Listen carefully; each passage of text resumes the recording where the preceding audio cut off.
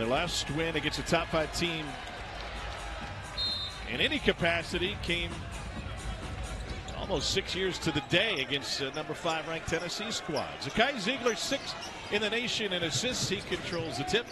Igor Milicic swings it. This is a Tennessee team and a couple of guys listed on the availability report, including Felix Opara, who's been dealing with right leg issues, starting with the knee. Here's Meshack stepping through, and Opara's legs look just fine to me. A little bit of spring and a putback jam. Well, LSU wants to do some switching to change up coverages on Chaz Lanier on the perimeter, but they got a little bit confused on that first possession. Starting 5 for LSU features Curtis Gibbons at the point. Last 5 games, he's really taken great care of the basketball. Here's Cam Carter, their leading scorer, with turnaround mid-range. Yeah, as good as Meshack is, I'm interested in that matchup because Cam Carter can get his own and make contested jumpers.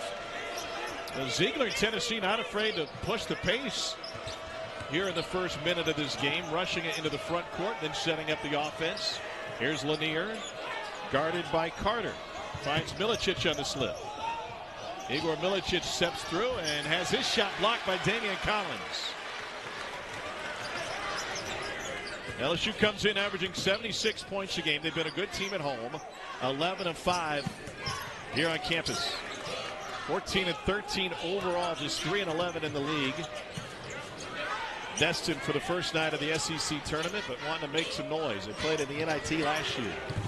3 ball skips off. Milicic the rebound.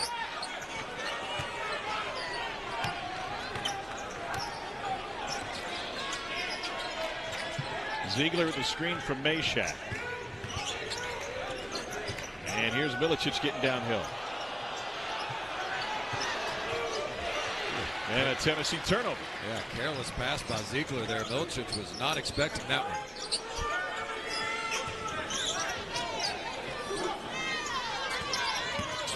An LSU team that has shot the ball much better in the last handful of games as well and has taken care of it. And a lot of that too, Tom, is due to their spacing. Those 4 guards on the court, as you mentioned, allows them to spread the court more, get more open looks, and also have some drivers. It's Victorious Miller with the foul, his first.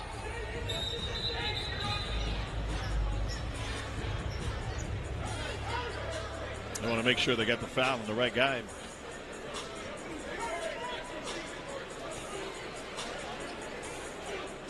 It was announced as Miller, and the shot clock is already at 11, so they're going to have to fix that. Tennessee coming off the win Saturday at A&M, 77-69. Rick Barnes' team held A&M to just 10 second chance points, and their star Wade went 4 for 15 and 0 for 9 from deep. Zurich Phelps was just 1 for 7 from 3. Great perimeter defense by Tennessee, one of the best defensive teams in all of college basketball. Shot clock fixed, it's at 21. Here's Lanier. He got off to such a hot start. And he said, I noticed how they're defending me. They were sinking in. I had opportunities to get shots up, and my teammates did a great job finding me. Here's Meshack going baseline. Tried the lob. It hit the rim. The shot clock did not reset because it wasn't a shot. And LSU the other way. Here's Collins. And he's looking for some space coming off of an 8-point game. And LSU's close loss at home to Florida on Saturday. Gators went on a deep run late, but LSU showed great glimpses in and out. They've gotten a few good looks from 3, just haven't been able to cash in, but the Tigers are going to continue to take them. Ziegler misses the 16-footer. Rusty start here for Tennessee, on the offensive end. Yeah, just 1 for 6 from the floor. Meanwhile, LSU 0 for 3 from deep.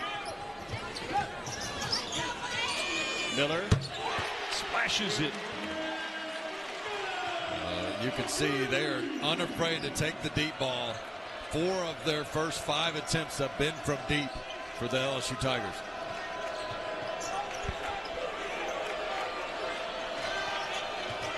Look how LSU will switch some on the perimeter, even if it's bigs on guards. Collins chasing them off the 3-point line. You can't just jump out of control like that, though.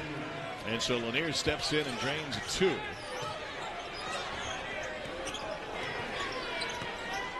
He makes 3.5 threes per game on average. He leads the SEC in made threes with 94 of them.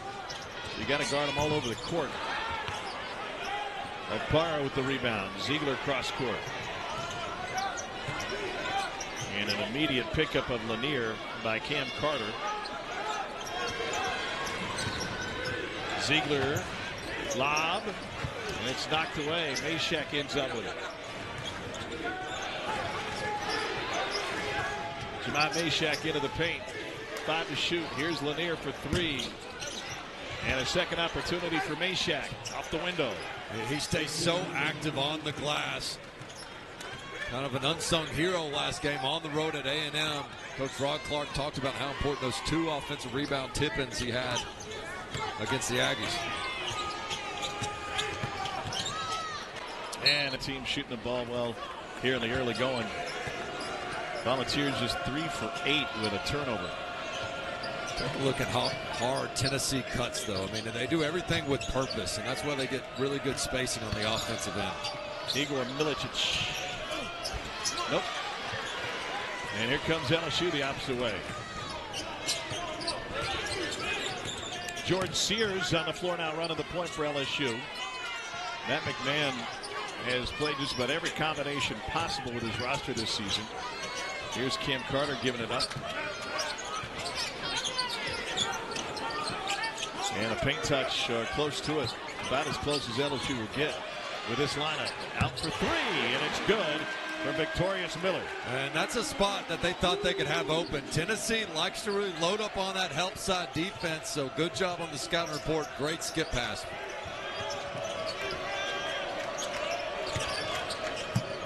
Cade Phillips getting some run coming out of the last time out for Tennessee. So is Jordan Gainey. He's been under the weather. Was on the availability report last night, but was part of Tennessee's shoot around this morning. Well, take a look how LSU gets everybody on this side of the court, and then they just read that skip pass. And by getting that many of the teammates on the same side as the ball, it sinks the defense even more. And what a confident team LSU has been out of the gates. Yes, just 2 of 6 from 3, but it's more about them being the aggressor and not turning a single opportunity down. Darlinson Dubar got tied up inside with Robert Miller III. Largest entered the game. Which again for Tennessee is somewhat of a trap game, if you will. But you've got an LSU team playing with nothing to lose, and they're playing more confidently than they have really probably since the start of SEC play. Phillips working on Carter. Ziegler now picked up by Miller. Ziegler to the block, out to Meshack. Meshack replaced him at the block. Dubar for 3. Phillips had to fight to get in rebounding position and ended up getting fouled. And they'll get Cam Carter for his first. And that's where you have some of that switching. You can be effective on the shot, but can you be just as effective and hold your own on the rebound where you get that mismatch with a little on a big?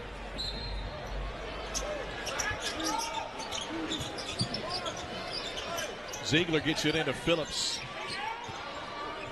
And now Gainey, no Lanier on the floor right now for Tennessee. Ziegler hit a huge 3 late in that game against A&M. Tees one up here, and he's short on another jumper. Another offensive rebound for UT. Now Gainey tries one. Mulligan's good. Those recycled threes. Tennessee loves to get those extra opportunities with the kickouts.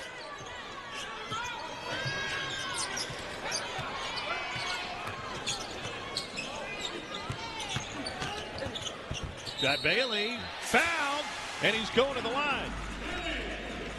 Or they're just counting goaltending. Well, good aggressive drive. Why'd you get so excited about that? Well, he caught that thing on the go. And look at him just drive that closeout. Just really nice job, as Dubar was expecting him to possibly shoot it from deep. Instead, drove it right away. And he got it after it hit the glass. Ziegler trying to shake. Gainey downhill, rejected. That one sent to the second row. That is a big-time block by Robert Miller III. He has been playing really good basketball lately for LSU. You see him here with the impact on that rim protection. And he's been passing the ball well on the other end, shooting with confidence. Third block of the game for LSU.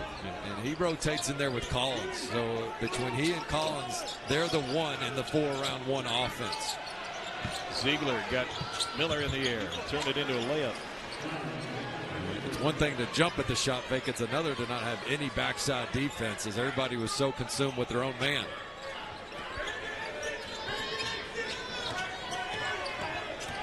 LSU's turned it up after a slow start. Contested three off the rim and over the backboard. We'll see Ziegler just outsmart him with this shot fake. Gets the big man in the air, and then everybody else is looking around. I think they thought, it looked like Williams himself thought the shot went up. He was going to box out, not realizing Ziegler still had it in his hands. Good defense taken away by LSU. And a slam by Bailey.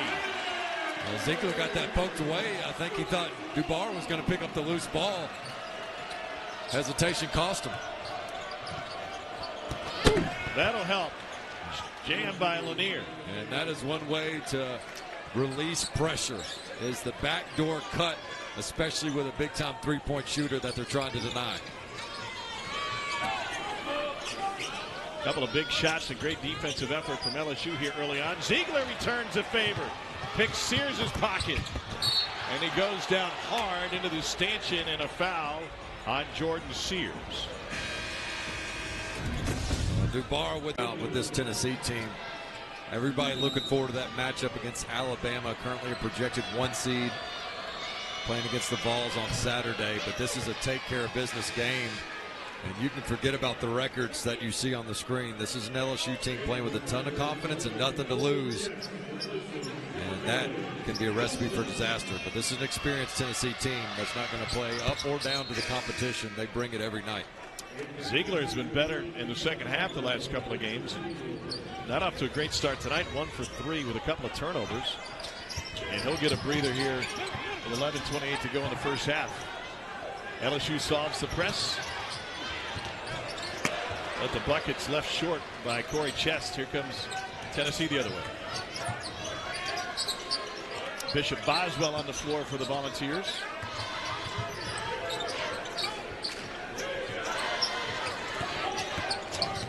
Gainey left it way short and wide. And now racing down on the other side is Mike Williams III. He beat Gainey back down the floor.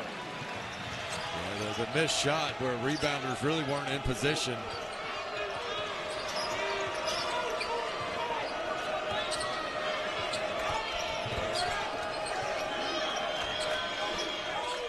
Dave, thank you. What a thriller in Stegman Coliseum as Georgia finds its third quad 1 victory of the season by knocking off number 3 Florida.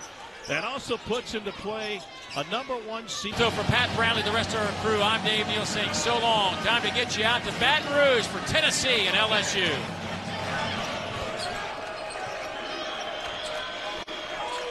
Dave, thank you. What a thriller in Stegman Coliseum as Georgia finds its third quad 1 victory of the season by knocking off number 3 Florida. That also puts into play a number 1 seed for Tennessee down the home stretch as it compete with Florida as the top 2 number 2s, according to Joe Lunardi. Welcome to Baton Rouge. Tom Hart alongside Dane Bradshaw. Number 5 Tennessee has had its hands full early on with LSU. This is a little bit of a sloppy and uninspired start to this game for Tennessee, coming off the road win at A&M on Saturday. Yeah, not only the 3 turnovers, but several just errant shots, some air balls, just as you mentioned, sloppy play for Tennessee against a very confident LSU team that's playing well the past few games. Jazz Lanier has 5. He's made 1 3 already, coming off the 30-point outburst against A&M. And Tennessee with 9 offensive rebounds that has led to 9 second-chance points. Here's Lanier. It's in and out. Offensive rebounds have saved Tennessee, but Akpara couldn't squeeze that one. And now an LSU team, Dane, coming off of a Saturday loss against Florida. But Matt McMahon's squad used a 22-2 first-half run with incredible defensive intensity great offensive efficiency to take the lead at half against Florida. They led by 6. Gators pulled away late, but it's an LSU team that is playing much better than its 3-11 conference record. Absolutely. They have found their offensive identity under Matt McMahon. Going to this 4-guard lineup around 1 big. You see what they've been able to do. 2-1 in the last 3, and the 1 loss, as you mentioned, was a very competitive game against the Florida Gators. So as everybody in Knoxville has been wondering, is this a trap game? It's not just a trap game where Tennessee could overlook. I don't think it's so much that. It's about how well LSU is playing and the confidence they're playing with nothing to lose. Here's Jordan Sears. He's been cold from deep lately, and now Victorious Miller gets cut off. Tigers with 6 to shoot. Sears again. All the way across court to Miller. And Lanier tracks down the rebound. Tom, they like that skip pass. They know Tennessee's going to help over some, and they were going through that and shoot around. LSU with another steal. That is the 4th takeaway of the game for the Tigers. And Meshack knocked that across the inline. It'll be LSU basketball under the basket. Yeah, sometimes just with the ball, getting it poked away. Other times just the guards passing the bigs in situations that don't really have much of an advantage, and the bigs haven't been ready to catch some of those bounce passes right there in the middle of the paint through a lot of traffic. LSU coming off of a tough win against, tough loss against Florida. Illegal screen at the top. Will go against the Tigers and Mike Williams III. Meanwhile, Tennessee coming off of an inspired performance against Texas A&M. It was Damian Collins who got whistled for the foul. It's his first. Lanier, as you may be aware, led Tennessee with 30 points. He had 8 threes, including a 5-for-5 start. But not a great start here tonight in Red Stick for Tennessee. It's not the offensive possession they wanted. Trying to run a play, never got set, and Lanier has been trying to catch the ball for about 25 seconds. Meshack decides to launch a 3, and he drills it. Bails him out big time, knocking down his first 3 of the game. Well, he's been much more selective with a 3-point shot. That time desperation, which sometimes too can be to a shooter's advantage when you play loose and you shoot it loose when you know the shot clock is winding down. Miller gives it up. Deep 3 off the back of the rim, and Milicic had it. Meshack had it. Chess took them both down. LSU just 2 for 10 from 3 to start. Milicic, second thought.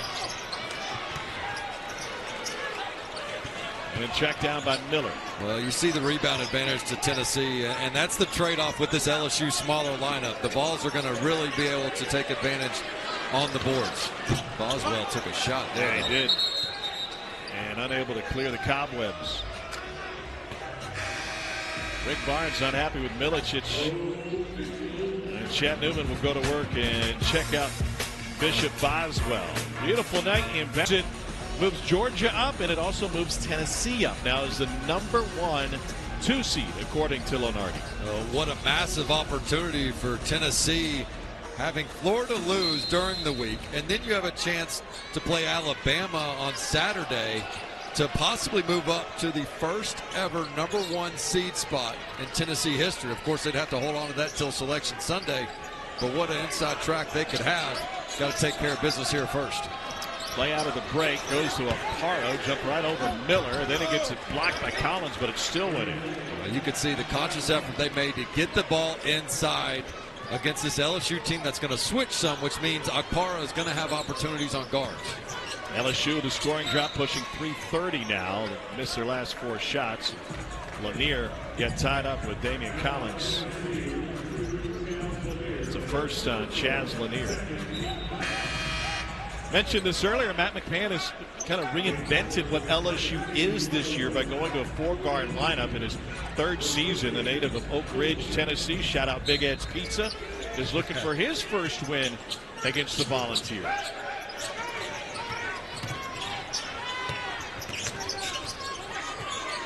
Mike Williams will reset. Williams had it stripped by Meshack. And this elite Tennessee defense starting to flex its muscles. Now nearly 4 minutes since LSU has scored. Meshack has to have the strongest hands in basketball. Anytime you drive and he strips or he creates a tie-up, he is coming out with it 100% of the time. 10 to shoot for Tennessee. Here's Ziegler. Left it short. A lot of his shots have been short so far tonight. And a foul in the backcourt charge to Meshack. That is his first. Tomorrow night, men's doubleheader starts at 7 Eastern. We're featuring the second game. Otega Oweh did not have a great contest for Kentucky this weekend. They'll lead number 17 Cats in their game in Norman against Oklahoma. It starts at 9 Eastern, 8 Central, right here on the SEC Network and the ESPN app. Big news there could be for the shorthanded Wildcats. Will they get Lamont Butler and Jackson Robinson back? It appears there's a chance for that game. The difference that'll make for Mark Pope's squad. Carter weaves through traffic. And then a foul. Was he shooting? Bill Lindsay says no. It's the first on Jordan Gainey. You mentioned this earlier. Gainey has been under the weather, was listed on the Tennessee availability report, but he did go through shoot around today. Just kind of feels like if you watch Jordan play early in this one that he's not all there from an energy standpoint. No, he's trying to fight through it. He made a three early on, but has left a couple short. Just been a little bit loose with the ball. Ziegler's had a couple of turnovers. Gainey for three. And I'm going to say that's basket interference, and they'll wave it off.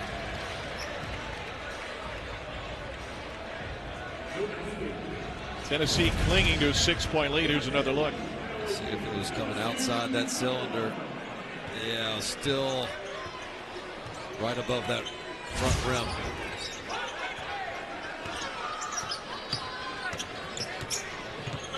It's Curtis Givens. He moved into a starting role in the second week of January at the point guard position for LSU. He's done a great job taking care of the basketball. That's another story on LSU is the number of freshmen they play. Imagine Curtis Givens as Akpara gets the dunk, but Curtis Givens bringing the ball up. Number 3 in white with the headband. I mean, this is a guy that's a freshman having to go up against the reigning defensive player of the year in Zakai Ziegler. And so it's been baptism by fire for this LSU team, but they've gotten better as conference play has gone on. They are a young team with 4 freshmen that are on the floor regularly. Akpara with the block. Meanwhile, on the other side, not just tonight, but every night, you're facing veteran teams of 23, sometimes 24-year-olds. This is a Tennessee team that not only plays well together with a lot of experience. Well, Akpara has given Tennessee such great rim protection. His timing and his instincts. It's one thing to have great wingspan and a good vertical. It's another to be able to time it the way he does. A real gift for the big man down low. He's got a 7'3" wingspan for a guy who stands 6'11", and a standing reach of 9 feet 4 inches. That'll get you close to the rim without leaving your feet. Here's Cam Carter. Trying to kick it into the corner. That is 5 straight empty possessions for LSU. And this is the danger of a young team and a team playing one much more talented. That man squad has had severe ebbs and flows going back to that last game against Florida. Well, and again, with this smaller lineup they have, the purpose is to be more efficient offensively. So right now, they're just 2 of 12 from 3, yet you don't have the trade-off that you want because you're still giving up the rebounding edge without the points to offset it. Interesting matchup of Collins on Ziegler. That leaves Meshack guarded by the point guard Givens. Now they get right with another switch. Akpara has it knocked away. Fantastic defense by Jai Bailey inside. Yeah, and Givens with the backside help. Really good rotation by LSU. LSU has missed its last 6, and they have 4 turnovers in the last 6.5 minutes. Collins fights through and banks it in. And they need that one. A 6-minute scoring drought for LSU. It wasn't pretty, but it was effective as Collins got the positioning. Really good hands to catch this ball in traffic as they saw the mismatch down low. Help comes over and is able to just power up and muscle through the contact for the M1. And it's a young man, redshirt junior out of Atlanta, Texas, that transferred from Kentucky. Coach Mike McMahon told us today he's dislocated that shoulder 4 times this season, and it's just become the norm for him. He gets it popped in and he gets back out there. And not only that, he had a play in the Georgia game where he was hobbling down the court, and they were wondering what's wrong. He went back to the locker room, a dislocated big toe. Got that popped back in place and got back on the court. So 10 and white One tough kid.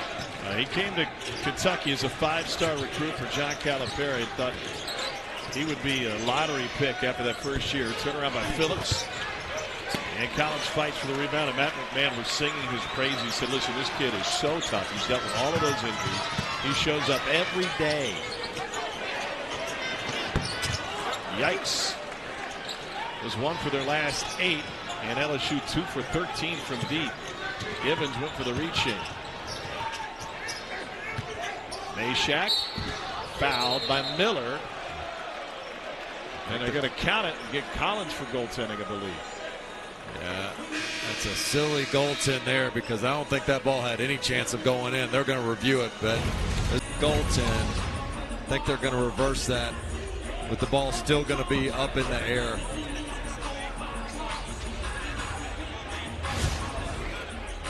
So they're going to take that one off. 2 free throws for Jemai Meshack. They did review the previous goaltend, which was a goaltend, and then they reviewed this one, which was not. Which I'm okay. I like the rule.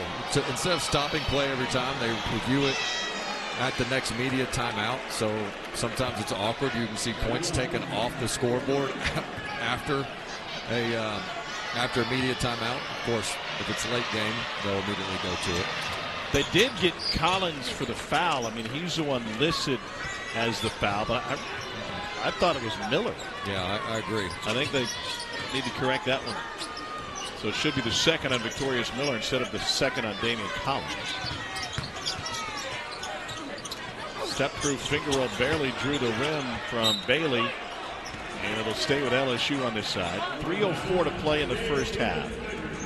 Well, this is an LSU team that we said has really found their offensive identity. The difference is they have not gone up against the #1 defense in the country yet. And that's what Tennessee is. I mean, they just make, it seems like, everybody play ugly. And there's no way you're just going to beat somebody off the bounce. It's got to be quick ball movement. Try to get them in rotations. And again, try to get some of these skip pass threes. They're #1 in the country according to Ken Palm's defensive efficiency. They are #1 in the country in effective field goal percentage. But you see that possession, it went side to side. You had a help and a closeout. Then you get going as opposed to just trying to penetrate the defense without any type of ball rotation. By the way, clarification, there was a foul on Victorious Miller on that previous Tennessee possession and not Collins.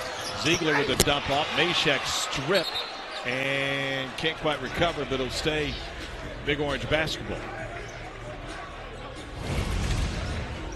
Nice cut there by Meshack. You thought this would be 2 points, but it looked like Carter got his hand in there quick. Yeah, that's Givens to save an easy 2. Low scoring first half, kind of sluggish offensively for both sides. We're stuck at 36% respectively. 2 to shoot. Ziegler has to hoist from the logo, and the bank's open in Baton Rouge on a Tuesday night. He looks over at Coach Barnes like, I got you. Barnes was just yelling at him, hey, shot clock, clock, clock. He's like, I got it, Coach. That is the first make from deep for Ziegler. Tennessee just 4 of 12 from 3. Cam Carter started the game with a make right there, but he can't repeat it. He's only got 2 points here in this first half. He's 9th in the league in scoring at 17 a game. Carter's their best offensive weapon. I think his best chance at scoring is when he gets a different matchup. Like, keep the ball in your hands now as opposed to when Meshack's on you. He needs to look to be aggressive right now.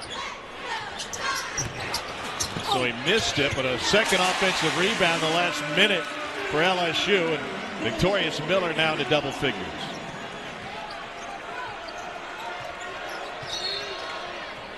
Tennessee takes a timeout with the ball in the front court. It's a 6-point game.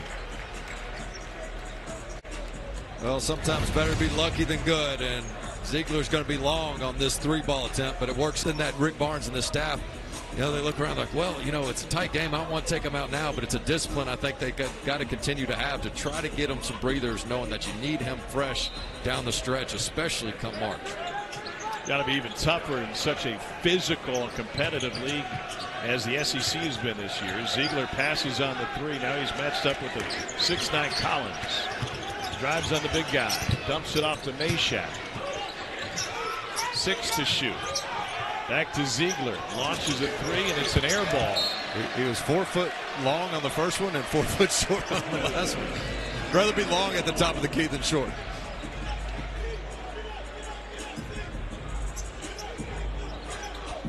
It's a Tennessee team which, yes, it's an elite defensive team. They can go through their offensive drought, so they were just 8 for 33 on uncontested shots against Kentucky.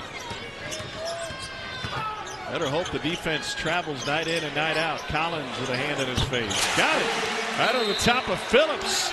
And Matt McMahon quickly gets a timeout. It's a one-possession game as we near the end of the first half. You've got to love this if you're Buck Eastern right here on the SEC Network and streaming live on the ESPN app. 8.7 second difference. Game clock and shot clock. See if you can get Lanier a touch. His 4 field goal attempts. Of course, he's the center of attention for LSU. But 2 and Orange has a tendency sometimes to stand after he gets denied the first time. Screen from Phillips. Ziegler. Dubar stepped on the end line. Let's see, what I don't like about that is Lanier tried to make his initial cut. And he gets across the court and he's denied, but then there's no second, third action as Dubar gets forced out of bounds. Meshack gambled on the steal. Yeah, shot clock is off. Took a few steps to gather. Into the front court with 10. By Bailey. Try to dump it into the corner. Only 2 to shoot. And now a fadeaway 2-pointer off the mark. Empty possession for LSU. They had too many of those with 6 turnovers, but they forced 8 Tennessee turnovers. Only 23 points in the first half for LSU, but they're the effort and energy wasn't as high. I'm really anxious to see who throws the first punch to start this second half. And I got to tell you, Tom, as a player, sometimes when you go into an arena against an opponent that has less to play for than you do, and the arena's low, there's not much of a crowd, it can take some energy out of you. Got to fight that human nature and bring your A game. And I look for Tennessee to do that out of the gates here. It's one thing to throw the first punch. It's another thing to land it, because neither team landed many shots. 37% shooting from both. In fact, Tennessee made consecutive shots just once in this first half. LSU did it twice. Neither team has found any offensive rhythm. Here's Zakai Ziegler. A big second half player the last couple of games for Tennessee. LSU switching everything all over Tennessee in the half court. 6 to shoot. Ziegler got a step. Couldn't finish. And LSU comes out of there with it. Yeah, as good as Ziegler's been in the second half, I don't think it's the best formula. When players start deferring to him and he tries to put his head down and take over the game, I don't think that's when Tennessee's at their best. Lanier must work harder to get open on the offensive end. Carter went into Milicic, didn't get the whistle. Tennessee only 4 for 10 at the rim in tonight's game. Milicic, full head of steam. Got it. Great advance pass. I like how Milicic was calling for it right away. He knew he had an open lane and did not hesitate. First bucket of the game for Igor Milicic, who had 5 points in a win in Aggie Land. Givens gets it back. And Collins hit a couple of big shots in the first half. Big screen on Meshack. Into the corner. And a walk. And LSU turns it over for the 7th time. Opposite of 8 turnovers for Tennessee. Well, look at that transition. You see Milicic, he gets to the opposite side of the court. LSU just doesn't pick him up. And instead of settling from deep, he takes it to the rack. And I think that's another adjustment that Rick Barnes mentioned to his team was don't settle for 3 so much. Should be an inside game. Inside shots should lead to inside rebounds against this smaller LSU lineup. 6 offensive rebounds for Tennessee tonight. Here's Meshack to Ziegler. And a fight for the rebound with great effort by Jahmai Meshack. He's done a really nice job with his motor. I mean, this guy's been nonstop. And yes, teams are playing offense some on the perimeter, but that also gives him a full head of steam, not just on his dribble drives, but crashing that offensive glass. Plays much taller than his 6'4" frame would suggest. Had a layup, but instead kicks it out. And an assist on a 3 from Chaz Lanier. And that's when he looks like Klay Thompson. Great pass by Meshack, but there was no dip. He just caught that in the shot pocket and quick release. Rick Barnes working with Lanier today, time and again, getting those shots off quickly. It's a strength of his, something Barnes is still emphasizing. Collins with the face up.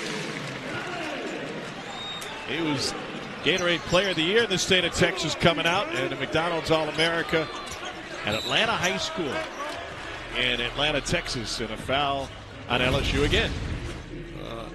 And take a look here as Meshack draws the defense, but Lanier doesn't have to load up at all. I mean, you talk about being catch and stick. Most guys have to dip their hips some. He's already cocked it in a loaded position and ready to fire.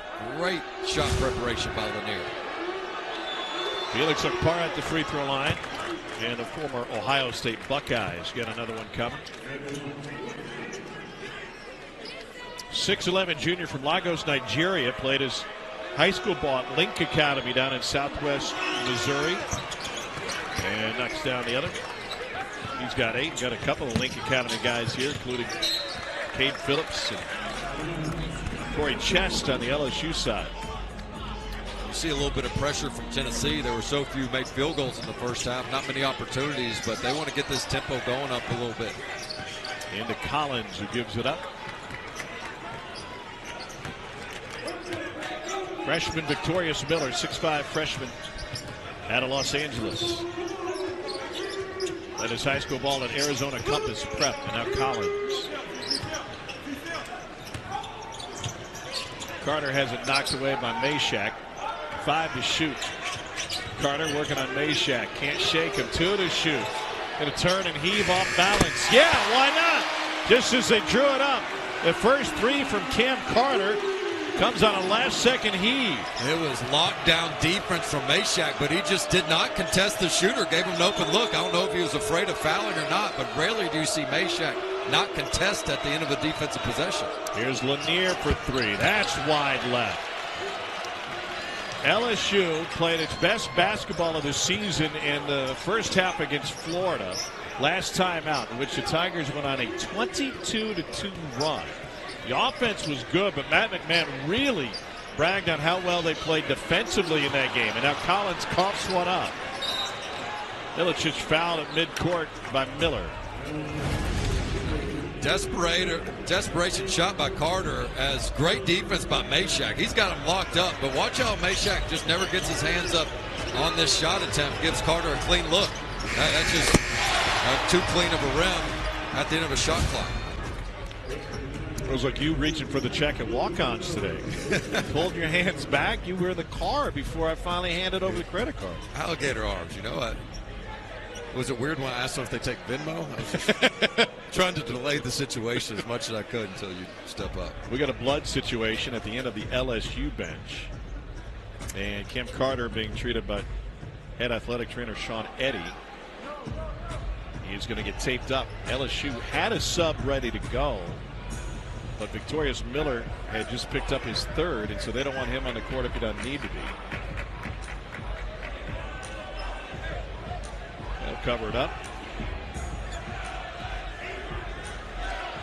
Cam Carter is from Donaldsonville, Louisiana, but he started his college career at Mississippi State and went on to success at Kansas State. He's got 10 20-point games this season. He has really turned it up. He's better and more efficient offensively than he has been any stop in his college career. Here's Okpara. Drop step and a foul on Collins, and that's the 3rd on Damian Collins. And that all starts with a little big screen. You use Zakai Ziegler, a small, tough little guy that's going to just set a big, powerful screen here. And then as soon as Carter thinks his man's back, he's not. Good delivery there to get your postman a deep post touch. Okpara is a guy that 65% of his field goal makes are dunks, but they got to get more of those traditional back to the basket plays, and that is one way to do it, using your point guard as your best screener. Came in with 53 dunks on the season, and he is a perfect 4 for 4 from the floor tonight. Got a team high 11.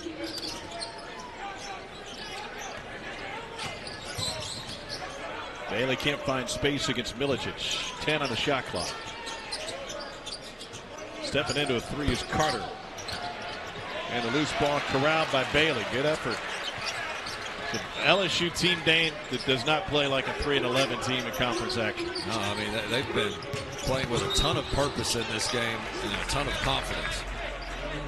Ziegler commits a foul. That's his first. Felix Okpara getting it done on the interior for Tennessee tonight. Yeah, in a game where both teams are under 40% from the field, Okpara wasn't shooting the ball efficiently going into that game. It was just 2 for his previous 12. Took advantage of a sagging A&M defense in the first half.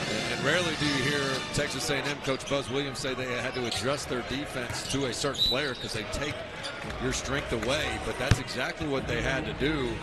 And I'm not sure Zakai Ziegler has the dominant second half he has without all the attention on Lanier. So they're really complementing each other in the backcourt. Phillips with his first personal. And Ziegler with the steal. Out front to Phillips. Oh, he blew the hammer. Milicic is there to pick him up. That was going to be the easiest bucket of Cade Phillips' career, and he went for the highlight.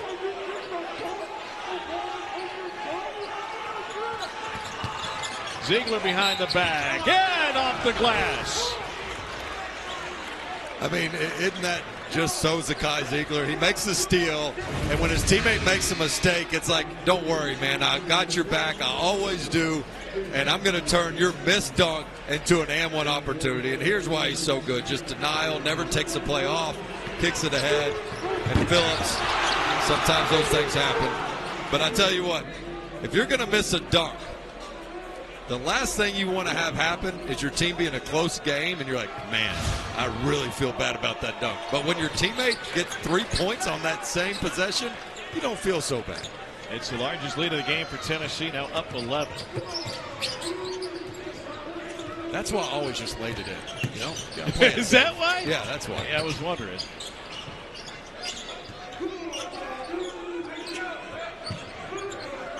Quiet night for Robert Miller III. He's coming off of a double-double. It was fantastic against Florida with 19 and 10. Another LSU turnover, though.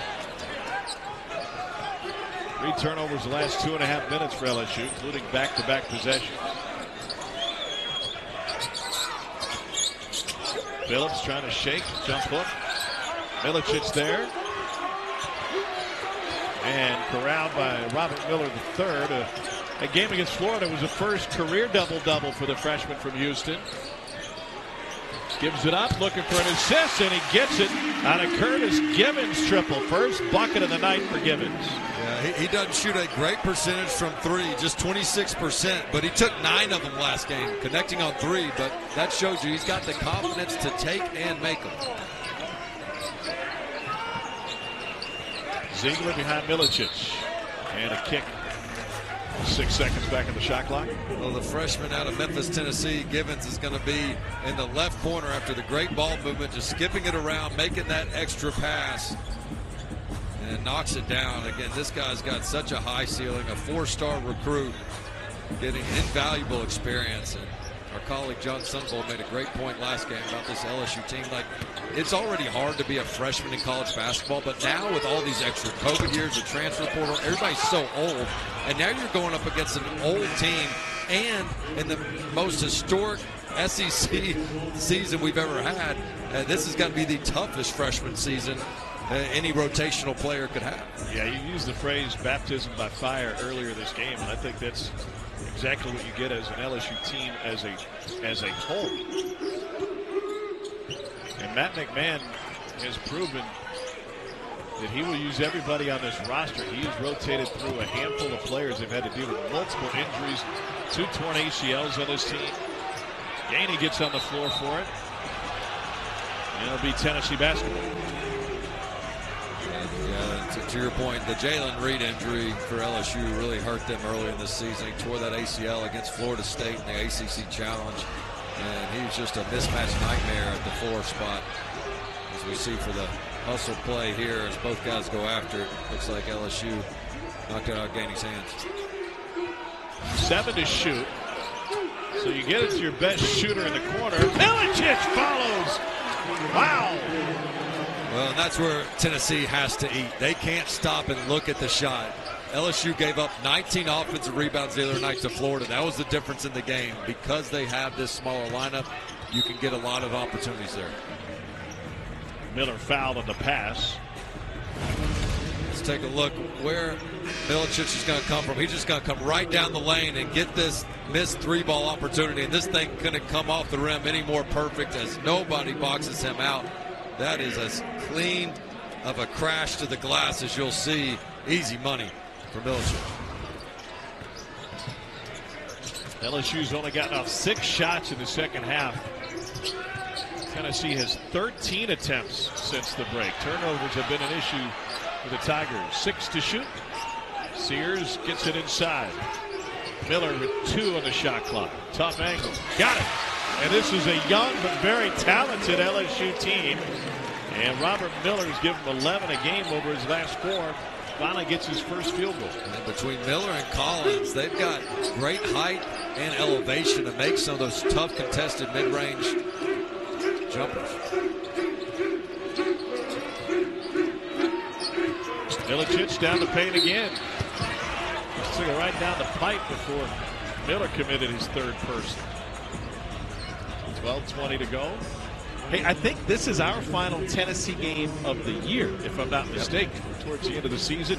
And it's the end of a long run for Bob Kessler, the longtime play-by-play voice of the Volunteers. Gave me my start in television, I don't know, like forever ago, but he's been the voice of the Vol since '99. And most of those have been highlights, but he did have to call your game. That is true. But that didn't stop him from being just as kind to me as he was to you. I mean, this guy has impacted so many people's careers and lives, and it is hard to replace a legend like he was able to do under Mr. Ward, but he did it successfully. And Mr. Kessling has just been a godsend to me and helped me get in this business and introduced me to the right people, was honest with me, told me what I was doing wrong. And that was at one point, conversation. Yeah, that was a long conversation. As a player, I remember he asked me a question. We were doing a mock interview, and at the end of it, he had a piece of paper he wrote down. He goes, "Hey, that got 17. I was like, "What's that for?" He goes, "That's how many times you said you know." Like, you got to get rid of you know. So if nothing else, I've got that eliminated. But congrats and cheers on just a sensational career. Nice cut and a finish by Jordan Gainey. He called Knoxville Blue Jays games before he got the gig as the voice of the Volunteers. He'll do some baseball in his future. Really good at it. He's also really good at being a doting grandfather. So congratulations on an incredible run.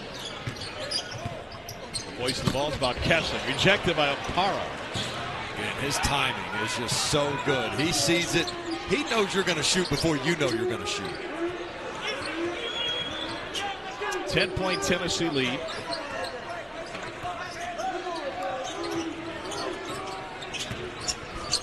Ziegler has it taken away again. That's his third turnover. Gibbons running the floor, reverses it in. Ziegler's been good for Tennessee, but I think he has been bothered by some of the active hands by LSU. I mean, they have really been swiping at the ball. He's got to keep this thing closer and get some separation.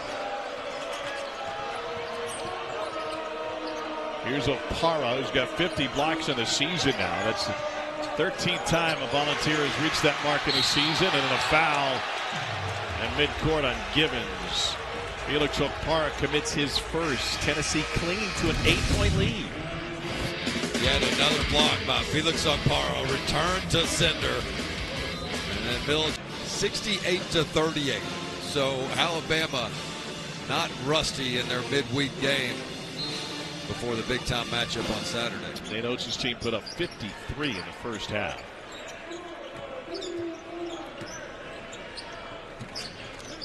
Eight-point Tennessee lead. This is an LSU team which had the lead at the half against Florida on Saturday. Carter. Beautiful move, and he got it to go. How did he sneak it in? What an athletic play by Carter. I really thought he went to the wrong side of the rim. I think he was expecting the shot block to come on his left side, so he goes to the right. Instead, makes it a little bit tougher, gets rewarded with the and one. They got to get the ball in his hands. He is their best one-on-one playmaker.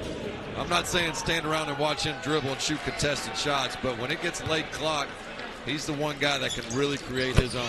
That's only the second free throw attempt of the game for LSU. Down 5 now. And Okpara picks up his second, and then a gift back as Jordan Sears gets bumping with Ziegler. And I'm okay with the call. That's something we talk to all coaches. They say, look, we want to see some of the cleanup on the hand checking, the off-ball fouls.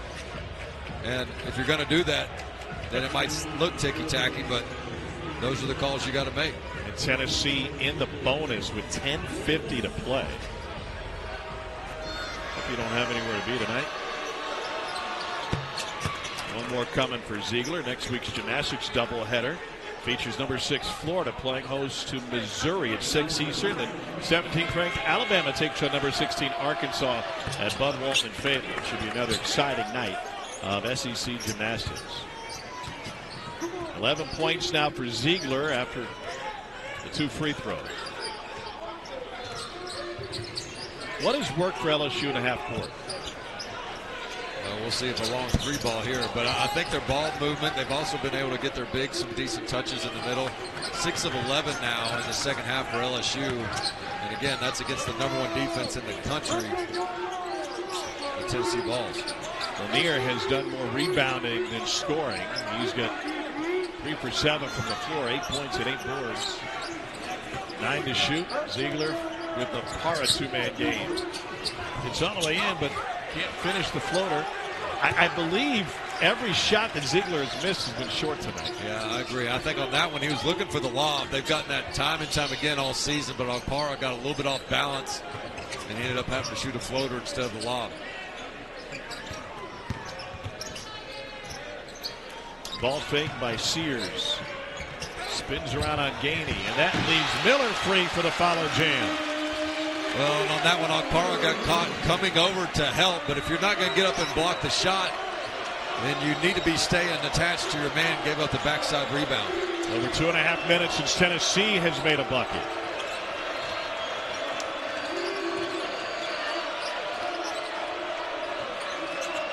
Volunteers never seem to be in a rush on the offensive end. 341st in the nation in tempo. Miller had his hands on it, now recovers it. Opportunity for LSU. They've hung around and hung around. Carter gives it up.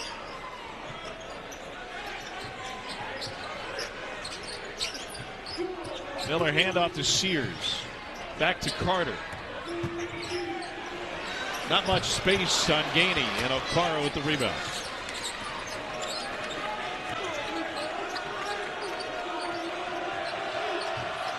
Ziegler with the lob, Okpara the flush. That is a staple of the Tennessee offense. That's the exact play they wanted a couple possessions ago on the other side of the court. That time Okpara able to roll uncontested. Perfect lob.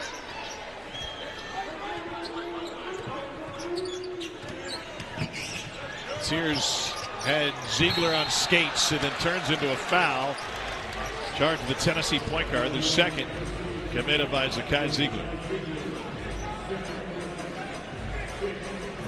Well, on the last bucket for LSU, take a look at Okpara. He comes over to help, but if you're not going to get the shot block, then somebody's got to rebound down, and that's the risk of coming over, contesting that, and not getting it. You leave the backside open where you hope your guard can come help the helper.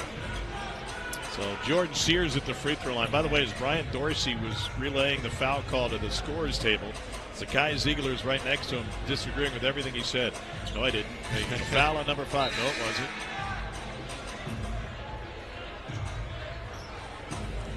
So Sears at the free throw line. 5th-year senior out of Daytona Beach. Started his college career at Gardner-Webb and then went to UT Martin. And this LSU team shooting only its 3rd free throw of the game tonight. That's a first point for Sears. 2,000-point scorer. Great free throw shooter. He had a streak earlier this season where he made 30 in a row. And of course, he drains a pair, and it's a 5-point Tennessee lead. LSU hasn't led since this was an 8-7 game. It was 5 minutes into it. Ziegler fouled, and he's going to the free throw line for a chance for a three-point play. And that's what you call putting the defender in jail and just snaking the defense. Look how he's going to just sit there and keep the defender on his back, snake that ball screen, and then use Okpara as an extra screener, keeping the rim protection away. Great execution by both Ziegler and Okpara. And that's third personal on Jordan Sears. Ziegler 8th in the SEC in free throw percentage, and he misses the front end. Okpara bails him out. He's been outstanding. Season high 21 second chance points for Tennessee on a poor shooting night for the Volunteers. Shooting 4 percentage points below their season average. Collins rolls up to the screen. Too easy. It sure was. Okpara knew that his man was rolling all by himself, but his teammate couldn't get over, so he had to try to take away the perimeter shot first. I don't want to oversimplify, but Damian Collins is a really good screener. Here's Ziegler blowing by.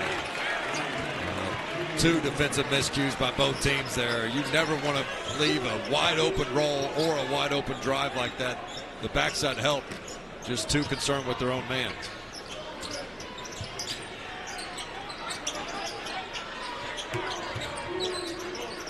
Carter working from behind Collins. Gets another screen from him and a slip. Sears left his feet. 4 to shoot. Collins follow, and he's fouled on the follow by Felix Okpara. Be the third on the Tennessee big man. LSU will not go away. The pick and roll, and Collins with the easiest tool he'll have. This guy's a human pogo stick. And then his history. We got into Big East history. This is just a portion of it. We must have talked NASCAR for 20 minutes there.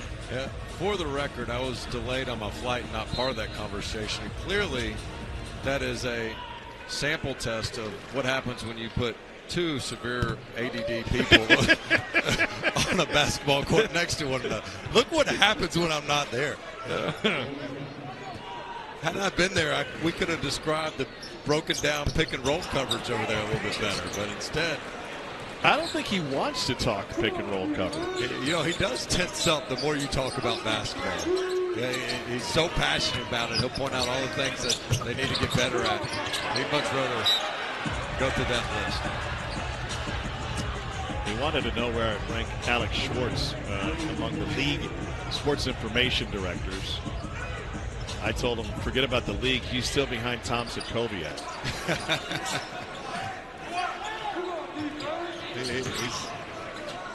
He hopes to be like Kessling, being able to replace a legend. That's right.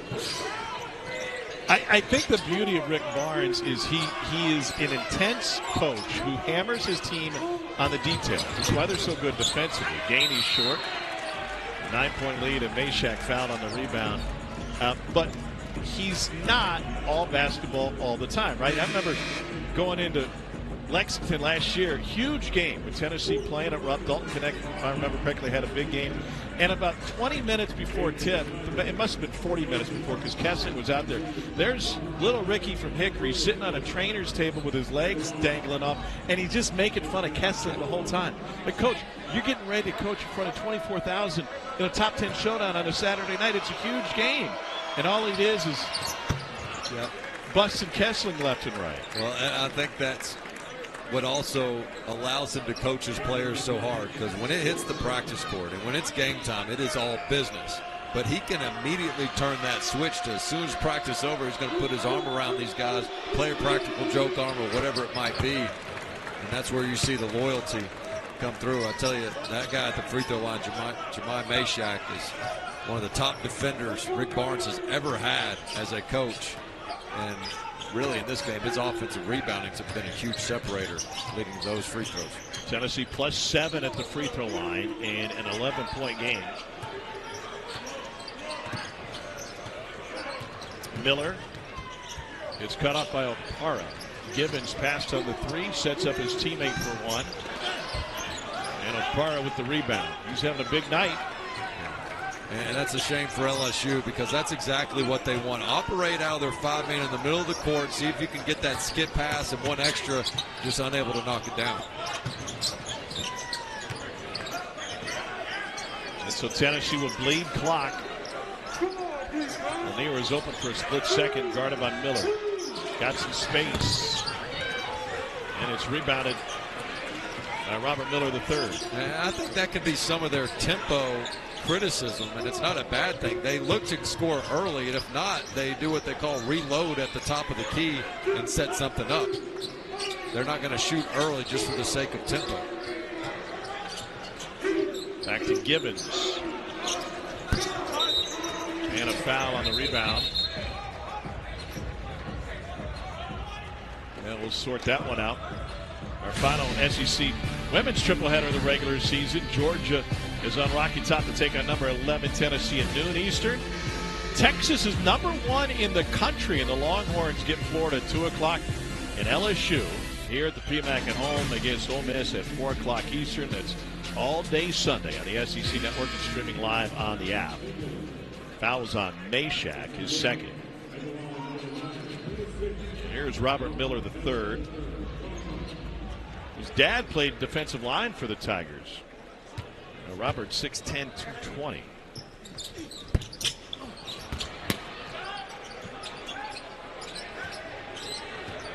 LSU in a scoring drought, nearing 3 minutes now.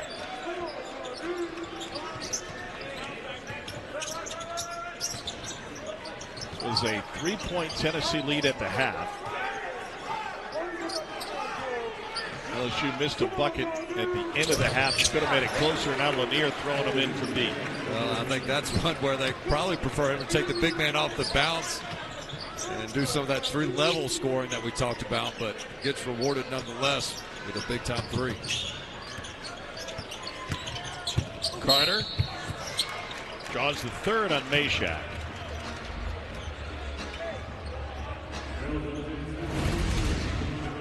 Cam Carter's at a handful with Meshack as his primary defender. But there's been a couple times that he's been able to just create something down low. We saw him get the and one, getting to the rim, and then I guarantee you when he leaves this game, he's going to say, I don't want to play against Meshack anymore. He's been an absolute competitor in this one, but good looks are so hard to come by. Carter's got another one coming. Last year at Kansas State, Cam Carter gave the Wildcats 15 points, 5 boards, and 2.5 assists a game. He has increased his scoring. He has increased his field goal percentages across the board. 2 years ago with the Wildcats played on an Elite 18. He had that monster performance against his home school, 20 points early in this season. That was really the first marquee non-conference victory for the SEC. LSU over Kansas State. At the time looked like one of the more impressive non-conference victories for November. Lanier rattles it home from the pull-up jumper. And that's what you'd like to see. I wanted to see it the previous possession, but that time he doesn't settle for 3. Shows you how he can stop on a dime too with that soft touch.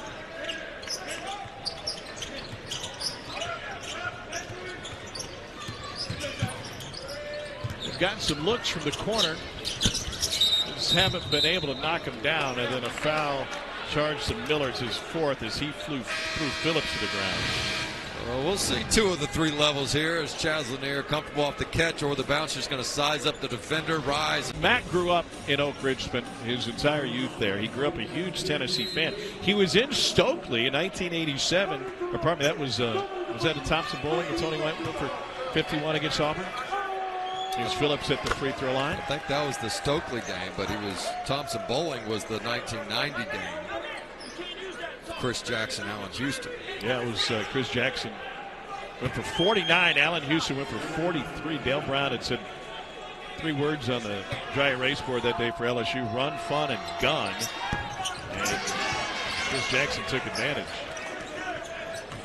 He said his dad was upset with him in 1987 there at the Tony White game. A young Matt McMahon must have had Too many Dr. Peppers, had to keep getting up to use the restroom. And Dad missed half the game where Tony White set the school record. Broke Ron Whitby's longtime scoring record of 50. Corner three again, and this one finally goes for Victorious Miller. He's got a baker's dozen. Timeout used with 3 minutes to play. Matt McMahon looking for his first win against Tennessee. Phenomenal job keeping them in the top 20 in the country despite all the injuries they've had. Yet have they weathered the storm, because now you get Lamont Butler and Jackson Robinson appear to be coming back for that Oklahoma game. Maybe they shake some rust off. And then you've got Auburn, which will just be an absolute show.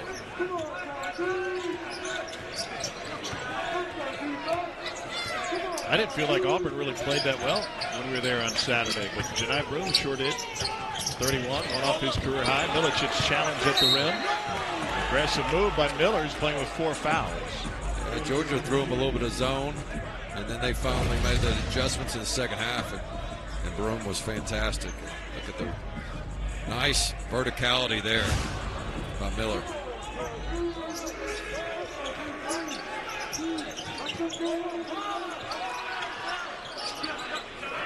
Seven to shoot. Igor Milicic with the hand up to Ziegler, now with 3 to shoot. Ziegler, what a blow by. He finishes at the buzzer. Yeah. And the reason he's open there is because they want to make him finish over the top. They don't want to help off other shooters, and they don't want to give up the lob dunk. So he's going to make them pay, and he gets that angle and goes all the way to the rim. Is Tennessee more dangerous when he's commanding help on those drives? Yeah, I think so. I mean, anytime the ball's in Ziegler's hands, good things are going to happen. Miller got a little space, throws it in. 15 for Victorious Miller. By the way, I think I answered your question. I was talking to the producer. I talked about it. Used to it.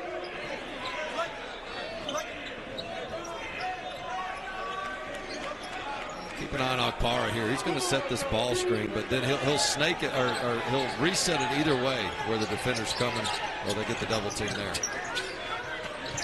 To Meshack for 3, and a push off.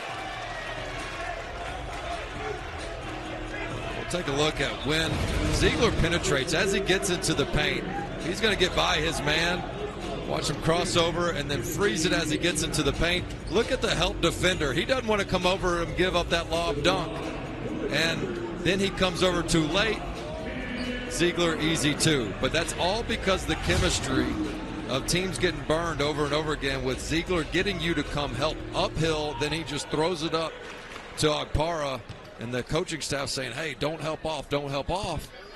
Yet then you're one-on-one with Ziegler trying to keep him in front of you. It's a really tough task. Another one coming for Cam Carter, who tonight made his 98th consecutive start, going back to his Kansas State days. Carter makes both free throws, 1:25 to play regulation. 10-point Tennessee lead to Milicic, who will hold.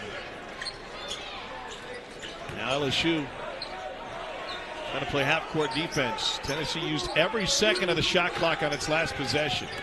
McMahon wanted a trap. They saw it. Get it to Meshack.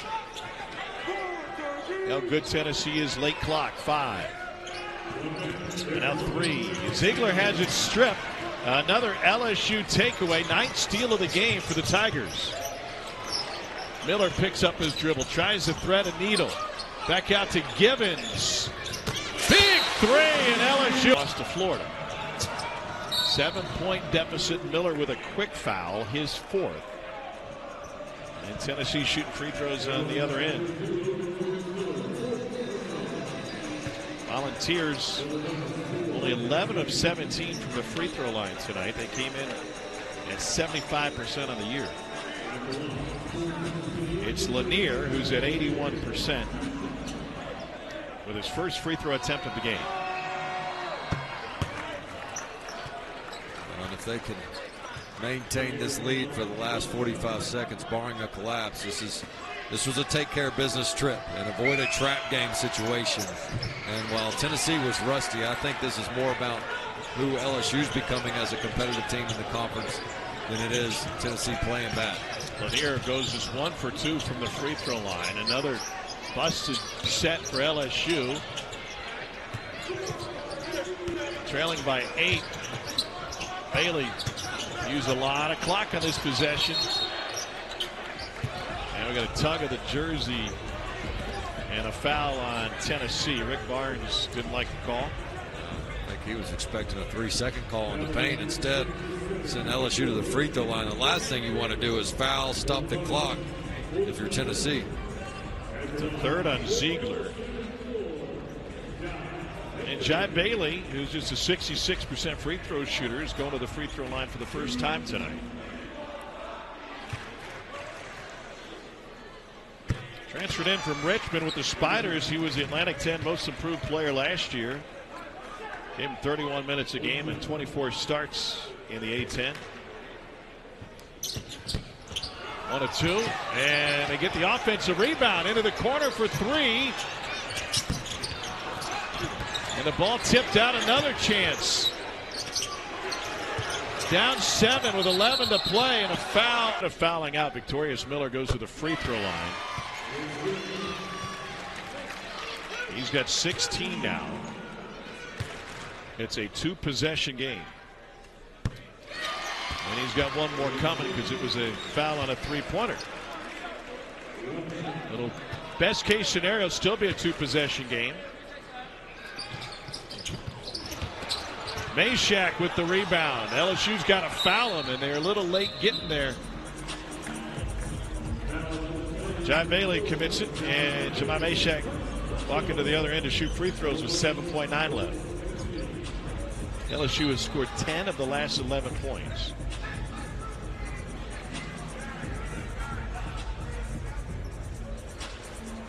You don't have to look far to see how dangerous you can be against an unranked team. Just ask the Florida Gators. They went into Stegman Coliseum tonight. They lost head-to-head with Georgia. Georgia snaps a 4-game losing streak. They get their first win against Florida since Mike White was the coach there in March of 19. Massive win for Mike White and the Bulldogs. I think they look every bit of a tournament team. They've just, every other game has been against a top 10 opponent, it seems, and they've finally been able to steal one of those. Meshack gets 1 of 2. Tennessee's free throw shooting leaves something to be desired down the stretch. 5-point game, 3 seconds left. LSU got to squeeze one off, and they get a last-second shot off. Not enough. It didn't go.